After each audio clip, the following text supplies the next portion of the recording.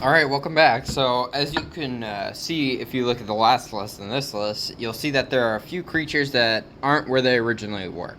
That's because things got buffed, or we just felt that they were misplaced last time, and that now they should definitely belong in like a new tier.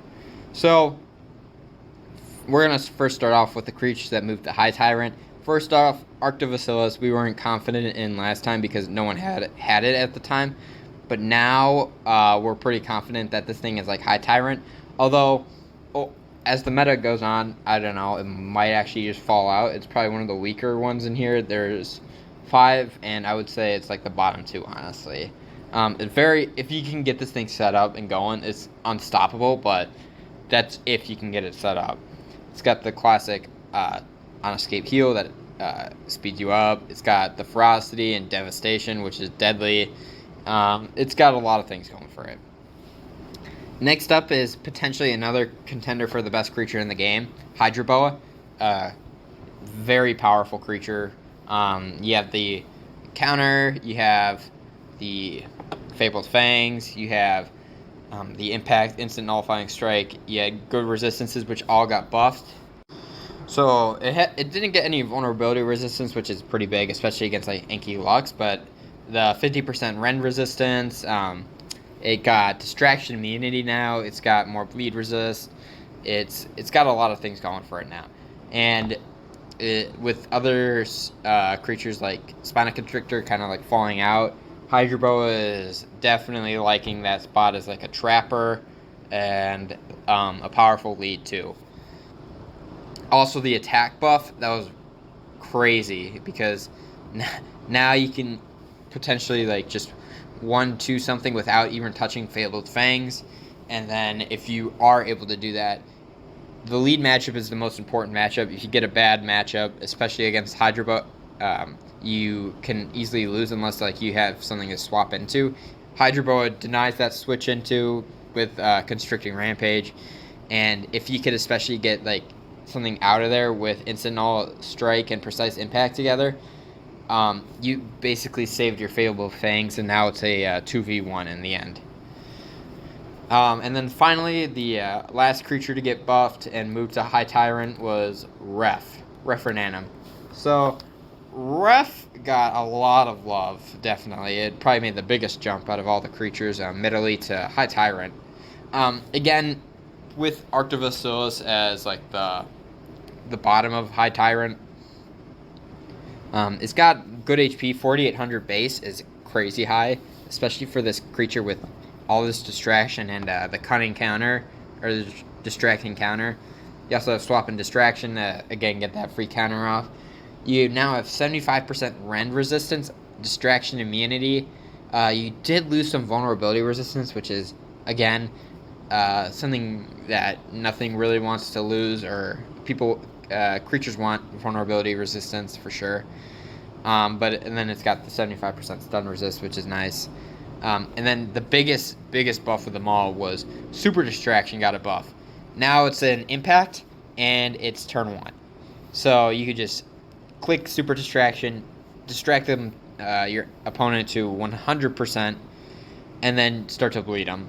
So this thing is crazy good now, and something that you're going to be seeing a lot more of. I've been seeing a big spike in refs nowadays. So those are the new High Tyrants. Now for Low Tyrant, there are 2 new creatures that are moving up from High Elite, and 1 from Mid Elite. The first one moving up from High Elite is Mortem Rex. Mortem Rex definitely got some love. First up, Roar got priority. It still doesn't proc Ferocity until after the hit, so that's a big issue again with Roar. But Roar, now you have an instant strike that deals a lot of damage because it's on Mortem Rex. You also now have stun immunity instead of stun, like a 75% stun resistance, which is always nice to have, because if you got stunned a lot of times, especially against like Scorpios Gen2, you were dead in the water. That was Mortem's biggest issue. And then finally, you also have a bit of an HP buff, which is always nice to get. It got like 4,800 base HP. So very, very big buffs for Mortem Rex. Refrenantem is still going to be...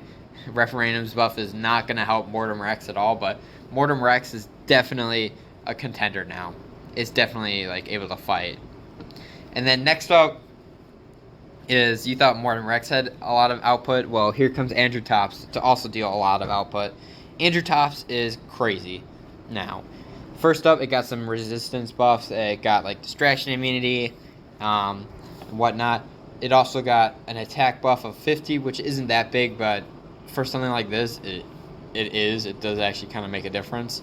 And then it also got just more HP overall. It was like, what, 3,300 last time, kind of like Andrewtops. Now it's sitting at what, like 3,900. That's right. So this thing was a monster in that last unique tournament. For example, you could just absolutely one-shot everything. So many creatures were one-shots. If Spinoconstrictor didn't dodge, it was a one-shot. Hydra Boa was a one-shot. Albertospinus was a one-shot. Phorurex was a one-shot. What else? Quatsarian was a one-shot. Other Andrewtops was a one-shot. If Paracanthops swapped in on this thing, it was a one-shot, unless it went for strike. Scorpios Gen2, again, another potential one-shot. So much gets just one-shot by this thing. It's crazy. Especially on Revenge. Like, this is all on Revenge. A lot of this is actually on Revenge. Like, for example, Hydra Boa has to be on Revenge. But even not on Revenge, like, again, Paracanthops, which has what, like, nearly, it has 4650 HP. That vulnerability counter that, like, it actually does damage, it does so much. Because you're taking this creature with already high base damage, and you're doubling, giving it a 50% boost. And to the point where, like, this is the highest turn 1 damage in game history on Revenge at 6,400 unboosted, which is already crazy enough. So Andrewtops is definitely deserving of the low Tyrant status. It got what it needed, and it got a lot of it. It's fast, it hits like a truck, it could also tank a bit as well. Not the best tank out there, but it's definitely something to watch out for. So now we're going to move on to High Elite. High Elite got 2 creatures with a buff, as well as 1 creature we felt like didn't belong in Mid Elite really anymore. But and that creature would be Ankylomoloch. So Ankylomoloch is essentially an Ankylox light. It's not as powerful, but it does have some stuff going for it that even Ankylox doesn't have. First up, it's got stun resistance, which is always nice to have. It's faster, and that's really it, though. But other than that, Ankylomoloch is still a very good legendary. It can swap in with Alert Stun. It can, again, has the instant shielded alert that could either be a 75% chance to stun when secure, but when threatened, it's only 66, but it gives you invincibility. If this was one of the few creatures that can actually break through Fukimamis in a legendary format, and it's just a really good legendary. It's definitely something that you should expect to see if you want to do legendary formats, and something that you should definitely want to build. Next up, Diplodocus. Diplodocus got a massive buff. First up, it got Group D Cell Rampage, so now it can not only deal with Flocks, but it also has a turn 1 option with 1500 damage. It also has Deceleration and Stun immunity now, as well as 50% distraction resistance. This thing is broken. And then Epic non-hybrid format, or an Epic Rare non-hybrid format, or any sort of non-hybrid format, there is only one pretty much kind of guaranteed counter to Diplodocus, and that is Marsupial Lion, but Marsupial Lion has definite issues in other places. But Diplodocus right now is just broken. It's crazy, because like now you're boosting this thing up to what, 2500 attack, and you're dealing a Rampage turn 1 with 50% distraction resist.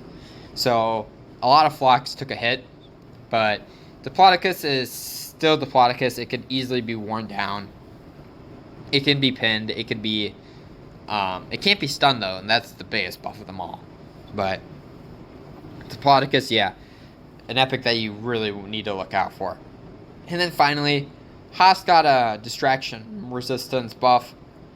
Went from 0 to 75%, which we felt would finally warrant like high elite. It's definitely one of the weaker ones down there, but Haast is now better. It's still just not a good Apex. It needs a lot more love. Again, there were a lot of mid elites that got like little minor buffs. Like for example, Monostegatops got the group impact instead of just regular D-cell impact.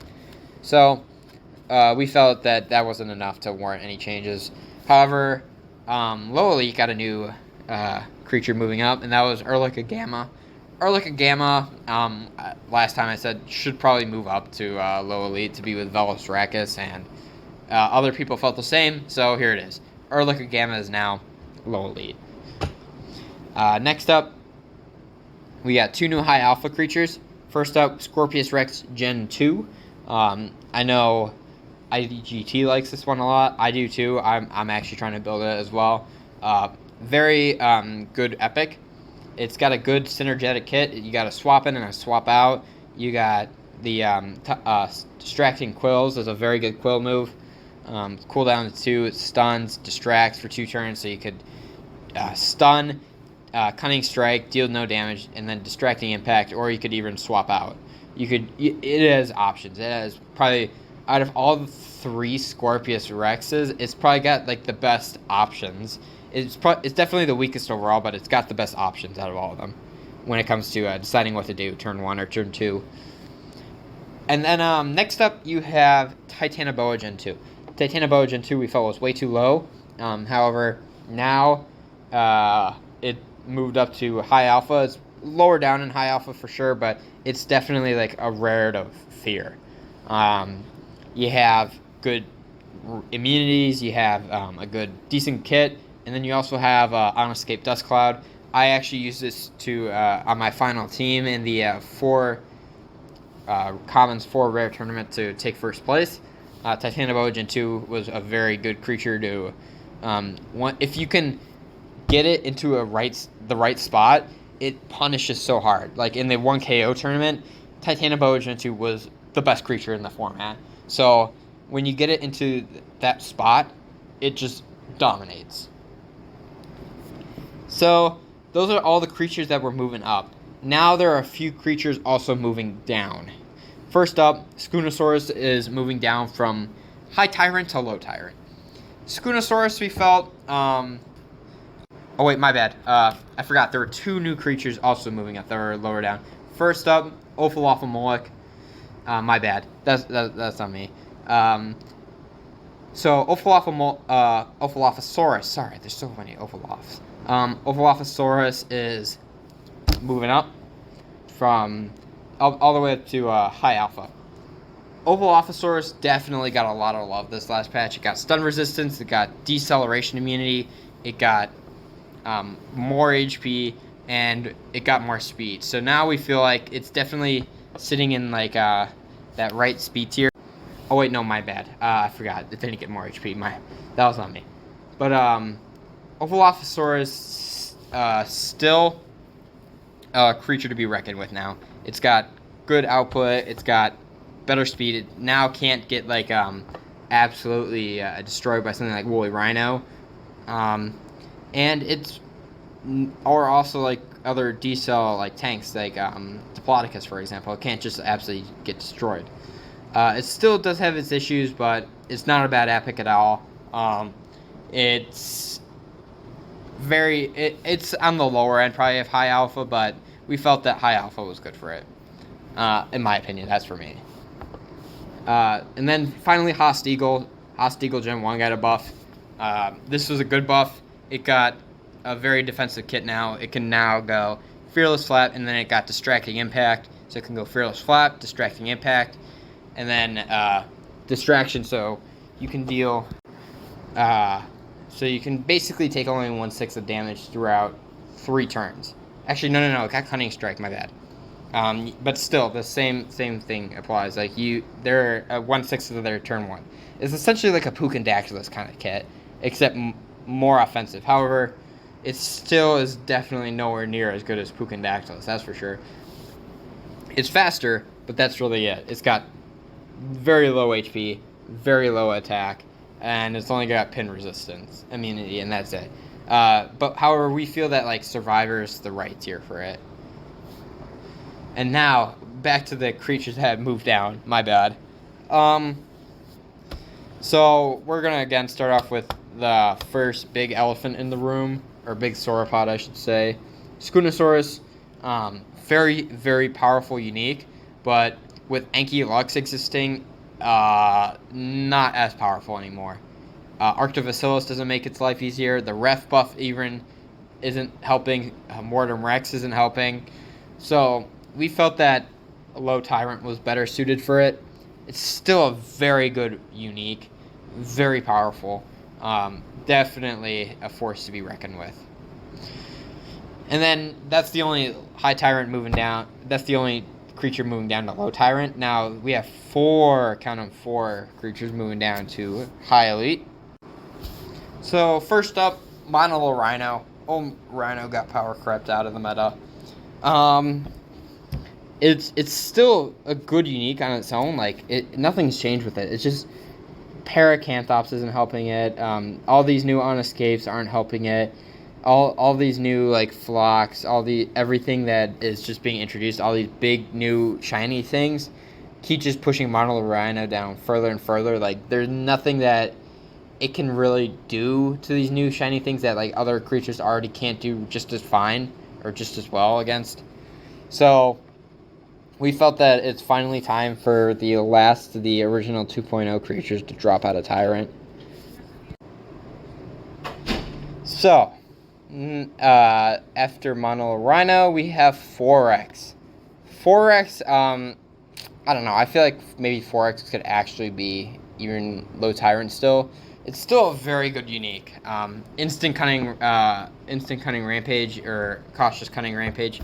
Still a very powerful move to have. Being able to just distract as well as cleanse bleed, and with priority and dealing a lot of damage with that. Although the stat nerfs don't help, the critical sidestep nerf doesn't help at all, especially because it can't spam it anymore. All that kind of just really hurt Phorurex. It's still good though. Like it's got lethal rampage and run, very good. On escape obstruction. It lost the rending alert, swap and rending lockdown, which I would say isn't as bad as the sidestep buff because it can't like deal with creatures like Testa or Skoonasaurus just as well anymore. But it's still a very good unique and should never be underestimated, that's for sure. Spinoconstrictor, again, power corrupt. Hydra Boa is just doing its job better. Scorpios Rex Gen2 is just doing its job better. It can get one shot by Ankylomoloch, I think, in many scenarios. It's just not as good anymore. It's still a good unique, but it definitely now has its issues, and it's just not able to hold up as well. Finally, also moving down to high elite is Testacornibus. Testa's kind of like Alberta Spinus. Like there are definitely some areas in like where you could see, it's like kind of like a Tyrant tier creature, but there are also other areas where you could say like, oh yeah, this is definitely a high elite. Like for example, Ankylomoloch can just swap it and kind of kill it. But Testa could also deal really well with Hydra Boa or with Ref. Really, it's pretty good there. Also, again, if it's set up and you can just get a devastation off, it's gonna definitely put your opponents in a rougher spot for something that can just come in and just pick it off. It's still a good unique, but it's just not able to hold up as well anymore. Next up, we have something moving down from mid elite to low elite. It was Pelta. Pelta, we felt should have probably already have dropped last time, but now it's definitely here. It did get a new move, the group taunting impact, shielded impact, but it's still probably wasn't enough. It's more closely akin to something like Skoonasaurus or Dsungaia in here, and then Mammotherium, for example. Oh my gosh, I forgot Dsungaia. So we felt that Pelta should probably finally move down to here. And speaking of Dsungaia, I am a goofball and forgot all about Dsungaia. Dsungaia moved up to low elite. My bad, that was on me. We felt that high alpha wasn't right for it. It's a great flock killer. There's distraction resistance helps, and it's also able to just swap in on flocks and just destroy them. It could also be really annoying to deal with just in general. So Dsungaia, we felt definitely at least low elite. And then, speaking of forgetting things, we also have Pterovexus. My bad. So, Pterovexus, again, another creature that got a buff. So, I forgot. Vexus, old Vexus, definitely now not the worst unique anymore. It got some love. It didn't get enough love, but it got enough love to push it up to low elite. That venomous counter, very helpful for Pterovexus. However, it still could use a bit more fine tuning. For example, like if it got distracting impact and null rampage, this would be a different story. But overall, Vexus isn't bad. I've seen it do something. It's all right. It's definitely more mid elite. And then finally, we're also ending on another creature that moved up to low alpha. My bad, again. This was Megalonyx. Megalonyx we also felt was probably a little lowly placed. It's still got issues. It's resilient creatures are just going to destroy it. But we felt that it was a little bit too good for where it was originally placed. So we felt that it's more akin to like low alpha creatures like Preondactylus or Dakota Raptor. That kind of area. Not as good as something like Ornithomimus, but definitely a very good rare to have on your team. So that's it for these new creature changes. Sorry, I had to go a bit back and forth, but there were quite a few creature changes here and there. So thank you for listening, and I hope to see you next time.